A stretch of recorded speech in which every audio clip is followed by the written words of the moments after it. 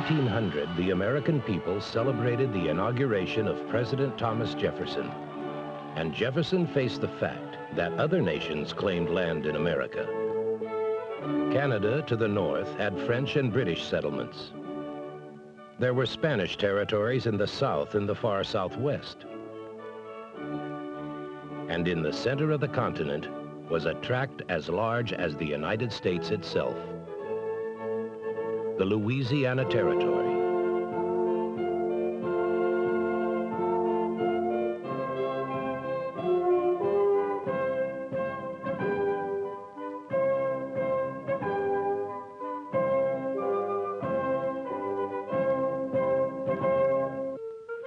In the early 1600s, the region was entered by French traders.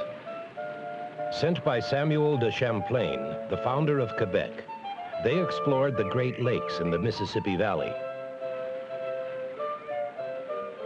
They built alliances with Indian tribes. Champlain and his people traded weapons, tools, and household goods for furs.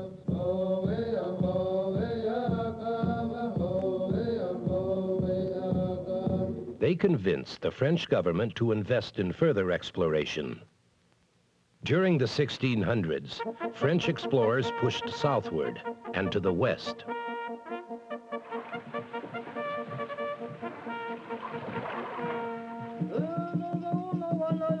Pierre Radisson built alliances with Indians at the western tip of Lake Superior. Father Jacques Marquette, a Jesuit priest, traveled with Louis Joliet, a fur trader, down the Mississippi River to the Arkansas. Father Louis Hennepin, a Franciscan, headed west into land that would become Minnesota and the Dakotas. Hennepin and Marquette were missionary explorers sent to Christianize the Indians and cement their loyalty to France. For a time, Father Hennepin accompanied the most ambitious French explorer of all, Robert Sieur de La Salle.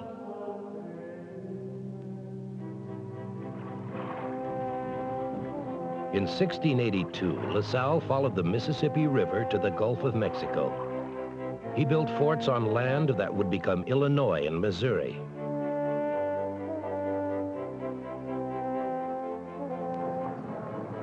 Reaching the mouth of the Mississippi River, he named the Great Valley to the north Louisiana to honor King Louis XIV.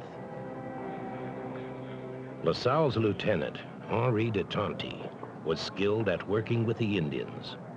Tonty's left hand, lost at war, had been replaced by a metal hook, so the Indians called him the man with the iron hand.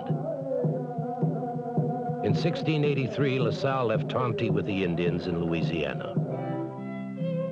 He returned to Europe to find people and money for a planned settlement at the mouth of the Mississippi River. The French government under King Louis XIV provided funding. In 1684, La Salle set out from Europe with 4 ships, 400 men, and supplies. Storm struck. Heavy seas tossed the ships, and they overshot the Mississippi River by more than 500 miles, landing at a site now called Matagorda Bay, Texas. Deciding to remain there, they built a settlement that would expand France's trading empire. But trouble developed between La Salle and his people. One day, he left the settlement on an overland trip. He was found dead, his killer unknown. Though La Salle was gone, his dream of a trading empire lived on. In the early 1700s, French traders settled at the mouth of the Mississippi River. By 1718, New Orleans was a town, planned and mapped by a French nobleman, the Sieur de Bienville. The French did not colonize Louisiana's Central Plains. They did not think of America as a permanent home. The few French families who did come settled in Quebec or New Orleans. while French trappers and traders worked inland. Louisiana was profitable for France, more successful in some ways than surrounding English and Spanish colonies. When war broke out between England and France, the English attacked French posts in Louisiana. For half a century, beginning in the 1690s, the French and British in America fought, while Spaniards and Indians supported one side or the other.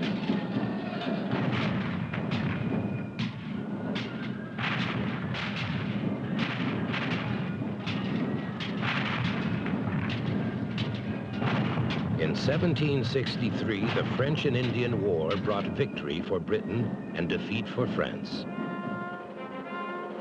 Representatives of France, Britain, and Spain met in Paris.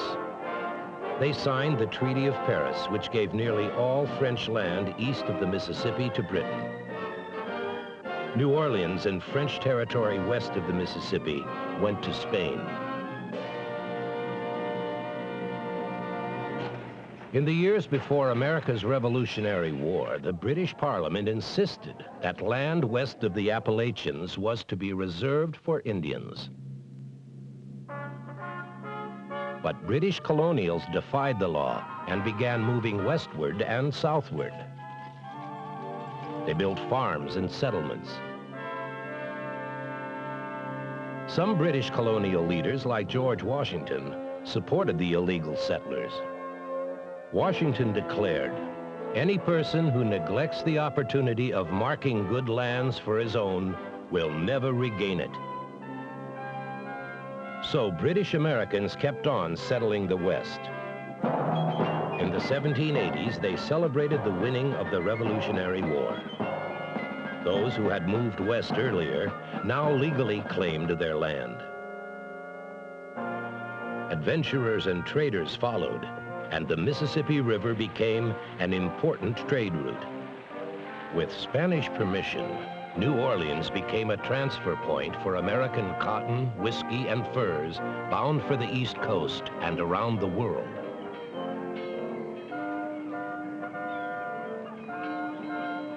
And then, in 1801, American traders in New Orleans and Florida learned that a powerful new French government under Napoleon Bonaparte was pressuring Spain to return Louisiana to French rule. The Spaniards gave in, and Americans were concerned. Would the French ask an unreasonable amount of money to let Americans travel and trade on the Mississippi? The crisis came in 1802, when a new French law closed New Orleans and the Mississippi to traders. Americans objected. They urged their government to attack and capture New Orleans. President Jefferson publicly threatened France. He secretly asked whether New Orleans and West Florida could be purchased. To discuss a purchase, he sent James Monroe on a secret mission to Paris. There, in March 1803, Napoleon's foreign minister, Charles de Talleyrand, offered to sell the Americans more than they had hoped for: all of Louisiana. France's leaders did this because they had just fought and lost a revolutionary war on the island of Santo Domingo. To avoid another similar loss, they signed a treaty. For $15 million, Louisiana, but not West Florida, would be sold. In December 1803, at a ceremony in New Orleans, Louisiana joined the United States. Now President Jefferson planned to explore the huge territory. He wanted to know if there was good hunting and farmland and whether Indian tribes were peaceful. In 1804, he sent Captain Meriwether Lewis and Lieutenant William Clark on a 2-year, 5,000-mile journey from the Mississippi River to the Pacific Ocean and back. They explored land that would one day become the Dakotas, Montana, Iowa, and Nebraska. Lieutenant Zebulon Pike went on several shorter missions into Kansas, Arkansas, and Spanish Colorado. Lewis and Clark endured great hardship on the trail.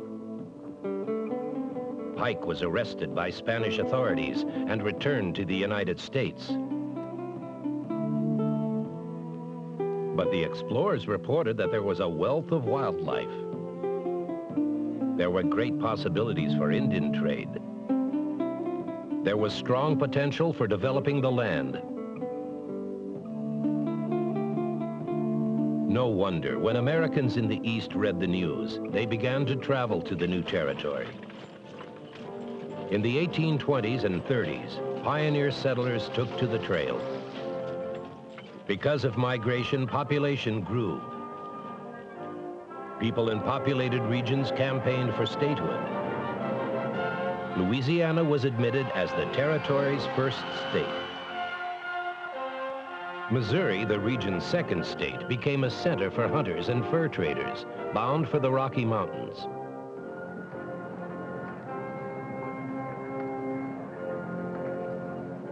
Some crossed the frontier to the Mexican Trading Center at Santa Fe.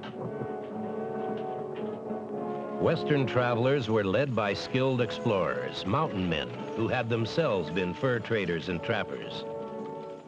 When the fur business declined, some mountain men became wagon train leaders, guiding westbound settlers. Some were Easterners, who could not afford farmland in their home states. Some were immigrants, trying to build new lives in a new country. They settled. Their settlements grew, and in time they applied for statehood. A part of the Arkansas Territory and Missouri became states. But the northern part of the region, the Missouri Territory, remained a vast wilderness with isolated farms and lumber camps. There were very few people on the land. And then, around 1858, more began to come. Among the first was a party of gold hunters who had failed to find riches in California. 100 frontiersmen led by William Green Russell. Prospecting in the Colorado region that Zebulon Pike had mapped 54 years before, they discovered gold. Newspapers published exaggerated stories. 100,000 prospectors streamed into the Pikes Peak area. Most found nothing and left. But some stayed. And by 1860, Pikes Peak was one of many frontier communities in the West connected to civilization by hundreds of miles of dusty trails. People needed good transportation and communication.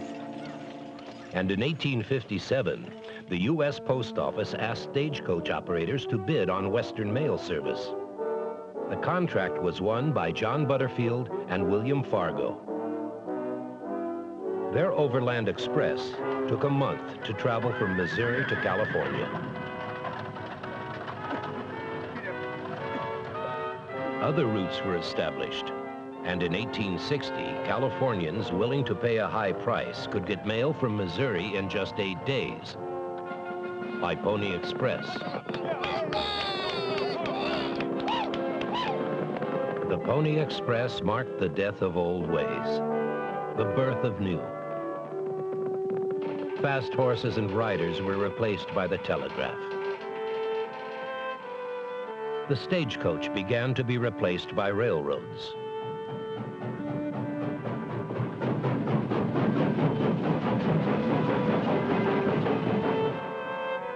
Artists and engravers made way for photographers who carried their equipment westward. They took pictures of railroads being built. The Southern Pacific in the south, the Union Pacific in the north. Every year, 250 miles of track were laid by crews who worked day and night. They built towns to live in every 60 miles along the way, then tore them down as the work progressed. The crews had to eat, and fresh meat was available. 3 million buffalo lived on the plains. The railroads hired hunters to kill them.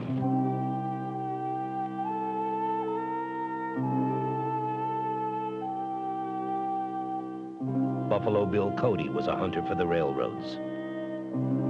When it was found that buffalo hides made good leather, the killing increased.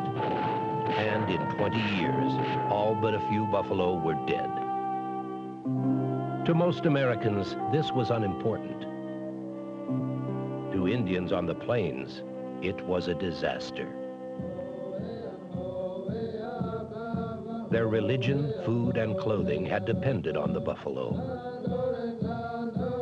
In 1871, the Indians had suffered another loss when Congress decided that tribes would no longer be independent nations.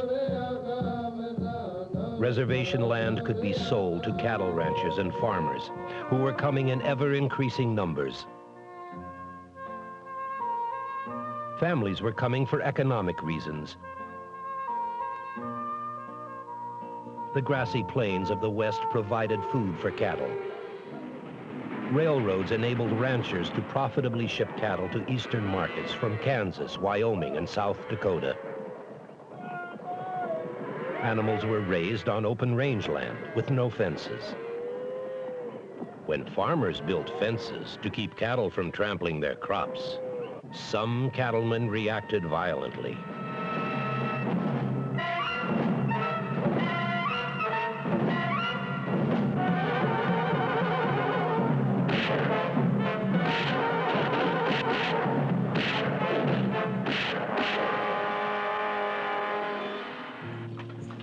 But farmers kept coming west. Some came from the eastern United States.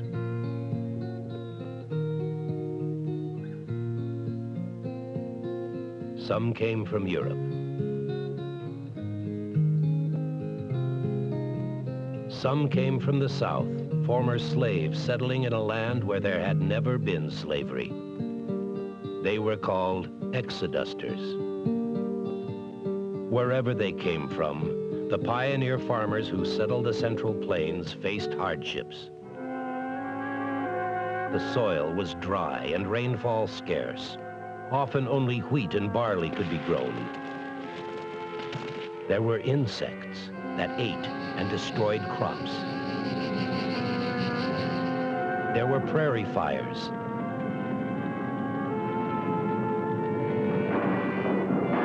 There were attacking Indians.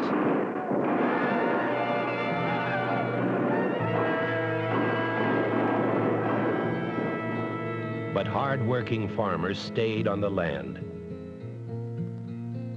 Law and order came. Dry farming methods were developed. Farm machinery made it possible to cultivate dry land and harvest vast fields of grain. From 1865 to 1900, more American land was put to the plow than since America had been settled, and most was in the region that had been the Louisiana Territory. By 1900, the Louisiana Territory had been divided among 12 states. Oklahoma would be the 13th. The promise of Lewis and Clark and Zebulon Pike was fulfilled. The Central Plains, from the Mississippi River to the Rocky Mountains, from the Canadian border to New Orleans, were a part of the United States.